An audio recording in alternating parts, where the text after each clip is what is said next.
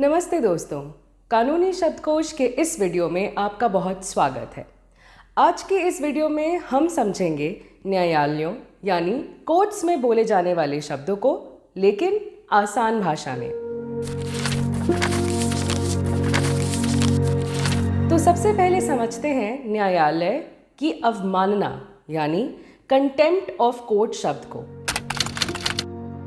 कोई भी ऐसी कार्यवाही या लेखन जो किसी न्यायालय या न्यायाधीश के अधिकार को कम करने या न्याय की प्रक्रिया या न्यायालय की कानूनी प्रक्रिया में हस्तक्षेप करने के लिए की गई हो, उसे हम कंटेम्प्ट ऑफ कोर्ट कहते हैं, यानी न्यायालय की अवमानना।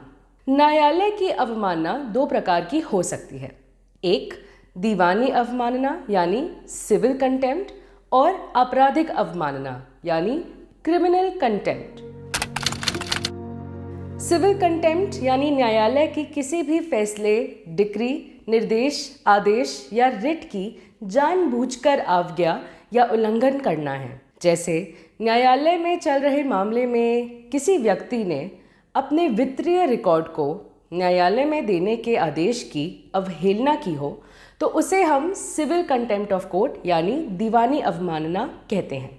अब हम समझते हैं आपराधिक अवमानना।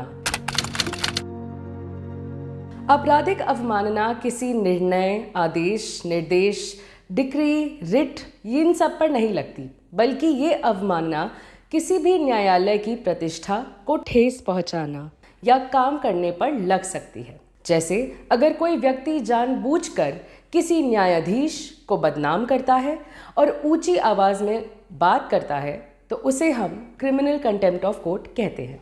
न्यायालय की अवमानना को समझने के बाद अब हम बात करते हैं अदालत में सबसे ज्यादा सुनाई देने वाले शब्द की, अडजर्नमेंट यानी स्थगन।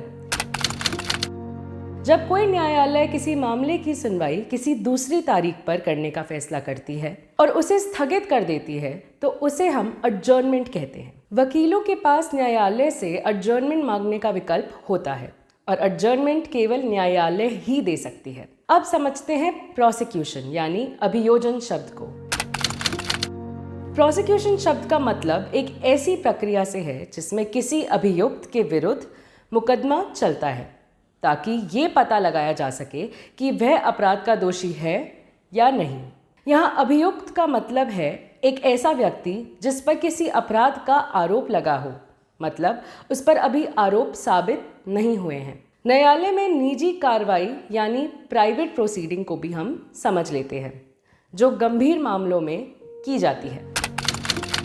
आमतौर पर न्यायालय की कार्यवाही सार्वजनिक होती है। कोई भी आम नागरिक किसी भी न्यायालय में अदालती कार्यवाही में बैठ सकता है। निजी कार्यवाही में आम लोगों और प्रेस दोनों को प्रक्रिया का निरीक्षण करने की अनुमति नहीं होती है। न्यायालय की निजी कार्यवाही रेप जैसे केसेस में आमतौर में होती है। अब समझते हैं जनहित याचिका यानी पब्लिक इंटरेस्ट लिटिगेशन को। जनहित याचिका को किसी भी कानून या अधिनियम में परिभाषित नहीं किया गया है, लेकिन आप इसे ऐसे समझ सकते हैं कि जनहित याचिका को सार्वजनिक हित के लिए दायर किया जाता है। जनहित याचिका के जरिए प्रदूषण, आतंकवाद, सड़क सुरक्षा, निर्माण के खतरों वगैरह जैसे मुद्दों को संबोधित किया जाता है। जनहित याचिका को सर्वोच्च न्यायालय और उच्च न्यायालय यानी सुप्रीम कोर्ट और हाई कोर्ट में दायर किया जा सकता है। अब समझते हैं हल्फनामा यानी एफिडेविट को। ये शब्द भी आपने सुना ही होगा। हल्फनामा एक ऐसा दस्तावेज है जिसमें याचिकाकर्ता या आवेदक द्वारा शपथ के तहत दिया गया बयान शामिल या दर्ज होता है। तो दोस्तों, ये थे आज के कानूनी शब्दकोश के शब्द और उनके मतलब आसान भाषा में। इस वीडियो की जानकारी हमारे सहयोगी संगठन न्याया द्वारा हमें दी गई है।